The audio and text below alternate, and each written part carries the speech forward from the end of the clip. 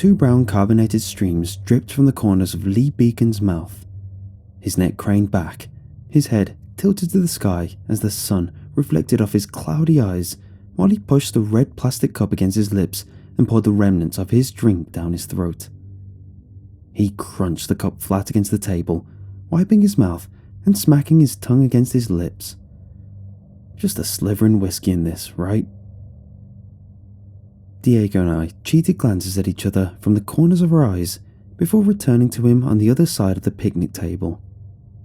There was no recognition in his face, nothing to suggest he'd noticed our little glance or was even aware just how much alcohol he consumed already. Our plan was working.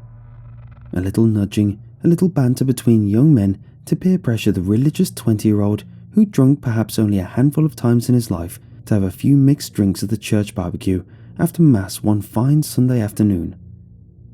Once his taste for it was gone, each clean or weak drink packed a lot more alcohol than he thought.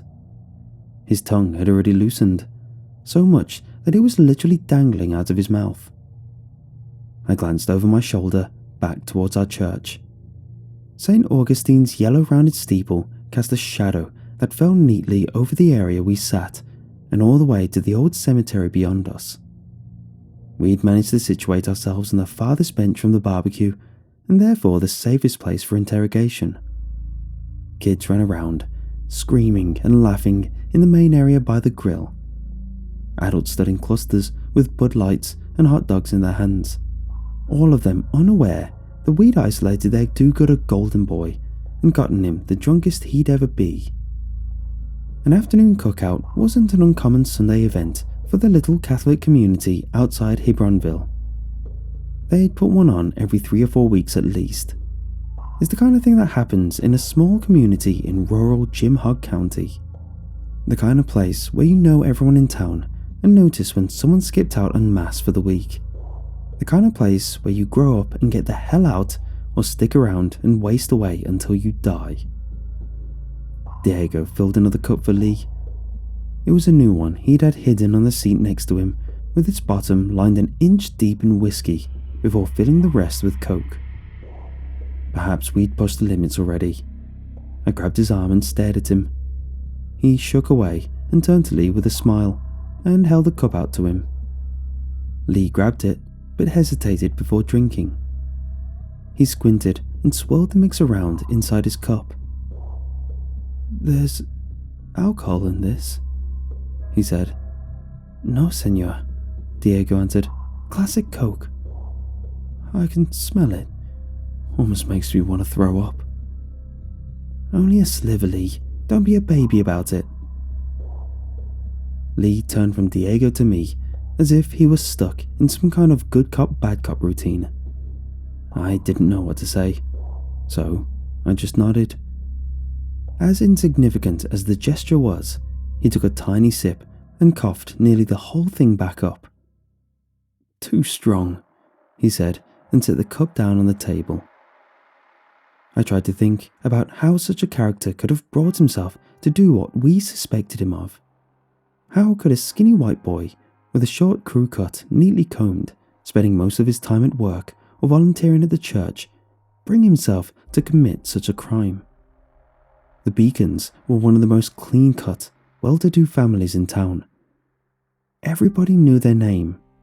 His father had landed him at the bank after high school, where he worked 9 to 5 Monday to Friday. He probably did Bible study in between chores on Saturday before spending his Sunday helping out his dad again around the church. Could he really have been guilty of stealing the donation money after Mass? Could he really have been sticking around to have his go with Sunday school girls aged 15 years or younger? We'd first heard rumours from Lee's cousin, Jamie, at a party a few months back. We didn't believe it at first. We kept hearing the same story getting whispered around in different social circles. More often than not, it was coming from people whose word I trusted. If it were true, that would make him not so different than the common local burnouts like Diego and myself. The poor kids from religious families with darker sides kept out of sight from everyone in town. It's not like we hadn't grabbed our fair share of the donation money before. We were out late, car hopping, and chasing around the handful of girls left our age who hadn't ditched town after graduating. The difference was that we hid in the dark. Lee was hiding in plain sight. Our crimes were petty, our rambunctious exploits legal. We drew our line in the sand and stayed behind it. It was Lee who we originally saw as the monster, not ourselves. Lee finally took another sip of his drink, either by choice or the alcoholic content slipping his mind. A group of the Sunday girls ran by us, holding hands, before circling back to the main group. Among that group was Lee's 11-year-old sister, Lily, and Diego's sister, Martine, who just turned 15. Diego had become convinced that Martine had started acting strangely once those rumours started surfacing. He said that she would come home after Sunday school and lock herself in her room for the rest of the day. She was lethargic when she finally showed her face on Monday morning, like something was clearly hidden beneath the surface. Lee shielded his face from them while they passed, like he couldn't stomach the thought of seeing his little sister witness him drunk. I wondered how he would like it if some other older boy was staying late to swoon over his little sister unaccompanied after Sunday school. "I don't look drunk, do I?" he said after they'd passed. He had reached the point where he felt comfortable confiding in us. That was all the evidence we need to know we had him where we wanted him. Not just because he was unaware of his obvious glossed over eyes and word slurring, but because the thought of two Latino delinquents across from were actually his friends. I checked over my shoulder again to make sure we were still out of sight and out of mind. Not much had changed.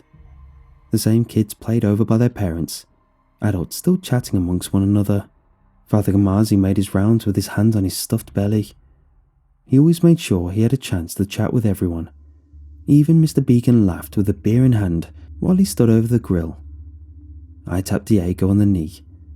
It was time to extract the information.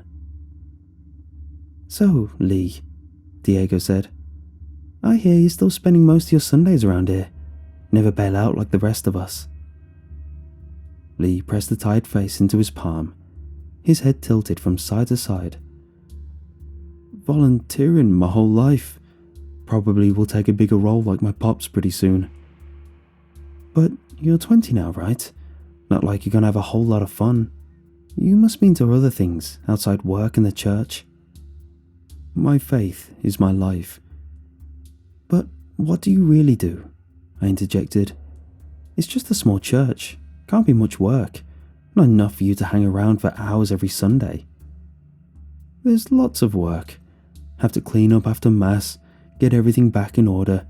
We've got to organise the events. We've got to work, meet with Father Kamazi to make sure everything is running smooth." Diego was starting to clench his fist under the table. "We don't think you're just sticking around to help. You've got other business you're taking care of." "Only church business. Think I'll go talk to my dad now for a bit." "He's stealing donation money?" Diego interrupted, his voice now much firmer. "That's what your cousin Jamie told us." Lee burped behind his fist. His eyes shifted between Diego's and mine. His legs started to bob up and down under the table. "Never stolen a thing." "That's not what we've been hearing," I said. "Apparently you've been up to other stuff as well. Been creeping around with the girls after Sunday school." "No, never." "Why are people talking about it then?" I don't know," he said and tried to stand up. Both Diego and I jumped as well, and with our forearms pushed him back down. "If you've got something to confess, I recommend doing it now, you roach," Diego said from beneath clenched teeth. His eyes were opened wide and furious, a look I'd only seen on his face a few times before, where the end result was always catastrophic. Lee visibly shook all over. I noticed his eyes finally leaving ours and darted over our heads. Behind us, Father Kamazi and the other devout volunteers were headed past us and towards the church. They had the entire Sunday school group behind them. Lee took the opportunity to save himself. He shot up and ran over to them, a fake smile and a hand visor over his eyes to shield his impairment from them. "Kids are in need of a little Bible thumping," Mr. Beacon said. Lee gave a thumbs up and kept his eyes on the ground. He stayed with them all the way until the church doors were closed safely behind them. Diego got up and started to walk after them. He wasn't going to stop until I literally caught up to him and held him back. "I'm gonna kill him," he said. "Not here, you aren't." Where? Maybe we can get him after work outside the bank." "In broad daylight, right on Main Street for everyone to see?" "Where then? This tight-ass piece of dirt rarely leaves his house for anything but work or church." "Exactly, so we'll catch him red-handed in the act. No one will be around when he's stealing the money, let alone waiting for the girls to leave class. This way, we'll know for sure." "In the name of the Father, Son, and the Holy Spirit, go now in peace, my children. May you find beauty in the day as the Lord intended." Father Kamazi made the sign of the cross, pressed his hands together and bowed his head. The pews, all filled with the good Catholic folk, shifted one by one and slowly got to their feet and headed towards the exit. I lingered on the tattered cushion kneeler. My parents and all the people around me stood up to adjust their belts and Sunday dresses. I peeked out the corner of my eye to see Diego doing the same. His eyes were closed in front and his hands pressed together. Whatever thoughts circulated inside his head, they were surely not that of prayer. His parents guided Martine out from their seats and out towards the main hall. It wouldn't be long before she was in the classroom. 4 weeks had passed since our interrogation at the barbecue. We decided it best we wait before taking action. September had come, and Dallas Cowboys talk was filling the streets, homes, and even the after-church discussion. We hoped the lapse in time would be enough for Lee to let our little confrontation fade into the background of his thoughts and let his guard down. Just long enough for him to feel safe and get back to the same stuff we knew he'd been pulling. The agreement between Diego and I was simple. There could be no excess of bodily harm unless proven either by confession or by action directly witnessed by us. If he gave us either of those, we'd be the ones that serve him justice. The police could ask him questions later. The Beacon family passed our pew, one of the last families to leave, as was their routine. Lee didn't look around or shift in any way to make me think he was uncomfortable or suspected anything. He splashed some holy water on his forehead and left the nave with a stupid grin on his face. I looked at Diego again, who nodded back. We both got up and followed them out. We carried out some meaningless conversation out to the main foyer and mingled with the crowd. We stuck around and chatted like we always did. All the while, both our eyes constantly darted towards Lee, who had stationed himself by the main doors and shook everyone's hand who would lend it while people slowly trickled out. Diego's family finally wandered over to mine, and we joined the conversation.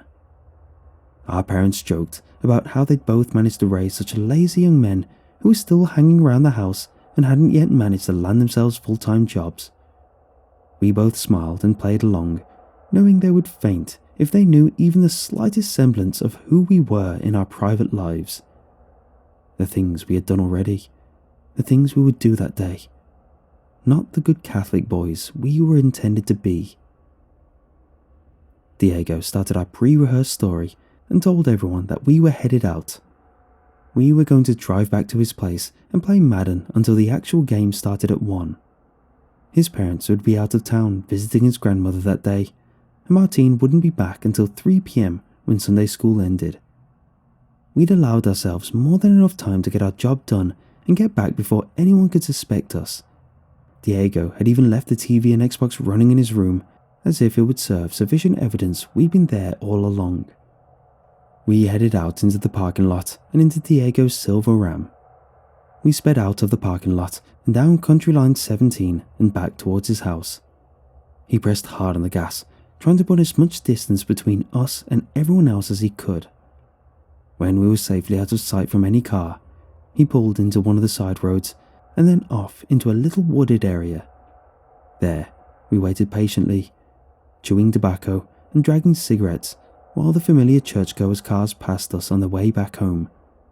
None of them with any reason to suspect the two young men had pulled off the road.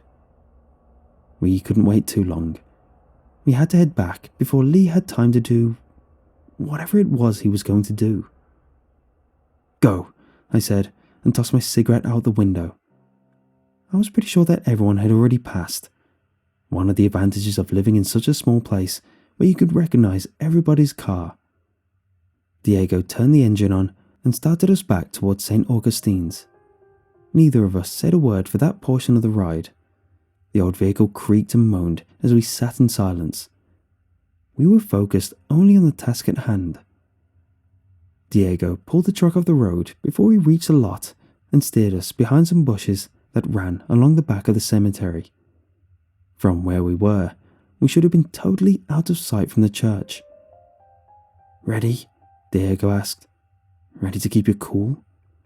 You know this asshole is the bad guy, right? You don't have a sister, but try to imagine hearing stuff like this about yours. We don't even know if it's true. We do, though. It's just talk. That slimy guy talked enough at the barbecue, and he'll talk again when he feels this blade on his throat." I looked out through the shrubs and towards the fading yellow bricks of the church. "Remember the rules," I said. "No killing. Don't use anything that will leave a trace or knock something to the floor." Diego turned around and started rummaging under the back seats. "Anything else?" he said from over his shoulder. "Just wait for the proof." Diego returned from the back with 2 black masks, along with 2 sets of black gloves to match. He also had a choice of weapons: 2 crowbars, 3 rusty old knives that he probably found in his parents' garage, and a massive pair of bolt cutters you would need both hands to use. He even had an old potato sack to choke him out. I held my breath as I looked over them. "I'm serious about this," he said. "Consider this your proof." We moved slowly at first. We crouched, carefully placing each step in the dirt like there were watchmen on patrol. We ducked behind crumbling tombstones, picnic tables, and any obstacle along our path until we reached the back doors. We paused below the rectangular-shaped window they connected. It was covered with a thin, transparent curtain that could easily be seen through from the other side. I reached up and gently tested the handle to see if they'd been left unlocked. They had been. And why wouldn't they? Who would suspect anyone trying to break inside a church less than an hour after Mass had ended? It took us a little while before we felt confident that no one had noticed us, and slowly brought our heads up to peek inside. Lee was right in our crosshairs, directly in front of us in the main lobby. Seeing him so immediately was so startling I nearly toppled back. He couldn't have been more than 20 feet away. Broom in hand, he swept towards a pile of dust and debris in the middle of the hall. His head was down. Whenever he turned enough to one side, I could see his expression was serious, like something was on his mind that wasn't cleaning up. Diego pointed to the near wall. Leaning against it were a couple of church posters, a mop he'd probably used after sweeping, and the 2 collections baskets he'd been tasked with safekeeping. Both of them overflowed with the bills of the well-intentioned Catholics. Lee swept a bit more into his main pile, scooped it up, and dropped it into the garbage can next to his loot. He leaned the broom against the wall and wiped his forehead with his arm and turned back towards us. We were 1 step ahead of him. We both dropped well before he could have seen. All he saw through those windows was the same old picnic area with the old cemetery behind it. I prayed Diego's truck was out of sight as we'd imagined. After a few moments of silence, we gripped our crowbars tightly and slowly brought our eyes to the window line again. Diego's fingers shook and slipped on the edges of the pane. Had Lee still been looking, we would have had no choice but to rush him and create more commotion than we wanted. A very different looking Lee was now standing in the foyer. One like we'd never seen before. He looked towards the classroom farther down. He had his hands clasped together, his thumbs circling the insides of his palms. He slunk along the wall towards the door, tiptoeing as if afraid to disturb anything in the empty space around him. He made his way to the door of the Sunday school classroom and gingerly brought his head to the window to peer inside. He spied on them, while we spied on him. He stayed there for a while, lifting one heel off the ground and then the other. Then someone must have seen him. He quickly jerked his head away and then crept back to the spot where he'd just been cleaning. Both Diego and I ducked again and looked at each other while under the window. "Think he saw us?" I said. "He didn't see anything." "Hope so. Enough proof for you now? Peepin' Tom just got caught looking at the Sunday school girls." He glared at me. I could see his long-held frustration starting to boil over. I looked at the crowbar in my hands. I tried to imagine what it would be like to crack it down over that sicko's head. It didn't feel wrong. Not in the slightest way. Diego was first to make a move. He stood up and deliberately pulled one of the doors open. I got ready to lunge up when it squeaked, but saw no reaction from Diego. When I got up, I saw that Lee had vacated the foyer and moved into the kitchen area the next room over, the doors flapping closed behind him. The mop and broom were left leaning against the wall, the collection baskets gone. I tried to tug at Diego's shirt, but he pulled away too quickly and tiptoed as quickly as he could towards the kitchen. The bolt cutters stuffed around the back of his pants nearly fell to the floor. I had to jog to catch up. Lee was still totally unaware after we slid through the kitchen doors and crept up behind him. He stood in front of the sink, splashing waves of running water up at his face. The collection boxes had been set neatly on one of the tables behind him. Had he been caught sneaking by Father Kamazi, or even by his dad? Had he tarnished his precious Beacon family name? Soon he would tell us. That was, if Diego didn't kill him first. Lee's head perked up like an animal aware of his predator at the very last second. He made a half turn before Diego brought the crowbar down and landed it in the area between his neck and his shoulder. I pulled the sack out from under my shirt and drove to force it over his head as quickly as I could. Diego got a few punches in as I leaned over him, making my voice sound as rough and distorted as I possibly could. I leaned down close to his head and spoke as quietly as I could. "Not a sound. You make one scream for help and it ends for you here. Do you understand?" Lee's head nodded from under the sack. His nails scraped along the tile floor like he was trying to find some traction. Diego brought his crowbar down on his right, and I swore I could have heard the sound of bone cracking. We pulled him into the farthest corner of the room and out of sight from the doors. He punched wildly into empty air as we sat him up in one of the wooden kitchen chairs. He must have known.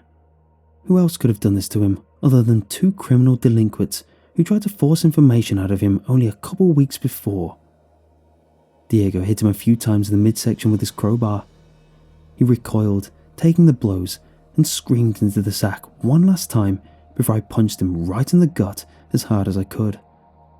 The tiniest, most pain-filled exhale escaped from under the sack. Diego took the bolt cutters out that he had around the back of his waist. He looked at me and nodded, and I knew there was no amount of anecdotal rationalization that would convince him out of what he was about to do. He put the blades on either side of Lee's pinky finger.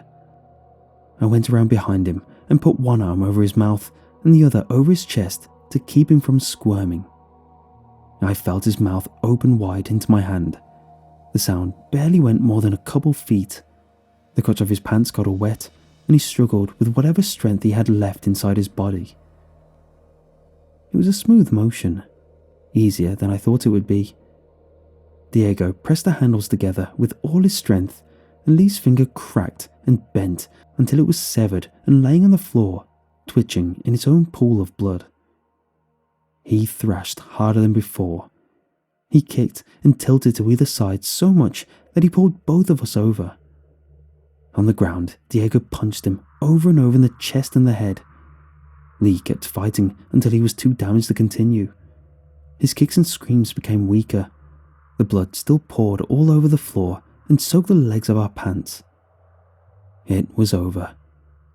Whatever wrong that Lee Beacon had done, an evil justice had been served.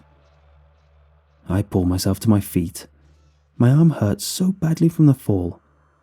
I staggered by Diego, who looked like he was ready to jump back in and strike him again. Blood had gotten on the inside of my pants and up my leg. My first instinct was to pull off my mask and wipe it. If only it would have proven my biggest mistake that day. Somewhere in the pain and the adrenaline, a realization struck me. We weren't the only ones in the building. The Sunday school group, Father Kamazi, and even Lee's dad and some other volunteers were still in the building somewhere. I stumbled back out into the hall and looked back to the right and out the back doors. Nothing out there had changed. I could even see bits of the silver paint from Diego's truck if I looked hard enough through the shrubs. I turned back to my left, fully intending to collect Diego and starting our mad dash out the building. I stopped dead halfway around. Sarah Beacon stood outside the classroom door. She had one hand on the handle and the other clutching the skirt portion of her purple flowered Sunday dress. Two thick streams of tears rolled down her face. Her watery eyes sparkled under the fluorescent lights above. She'd seen us. She'd seen what we did to her older brother. I could tell from the look she gave me, she'd witnessed something far more terrible than any young girl should ever be exposed to. She was trying her best to hold it back, but she was on the verge of breaking and crying out for everyone to hear. What would Diego do if he saw her? Surely he wouldn't be so keen to let her go. Not now that she'd seen my face. He would intervene. He would hurt her, take her captive.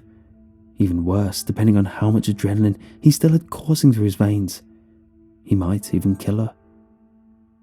I gestured her towards the classroom door and started to pull the mask back over my face, thinking the day would come where she would point to me as the guilty party from a courtroom stand in front of my family and half the town. I was all right with that. I had already done all the damage I was going to do that day. It was better me than her. She winced and turned the door handle. The door slammed shut behind her and echoed through the hall. I went back inside and grabbed Diego by the shoulder, and both of us ran as hard as we could all the way back out to the truck.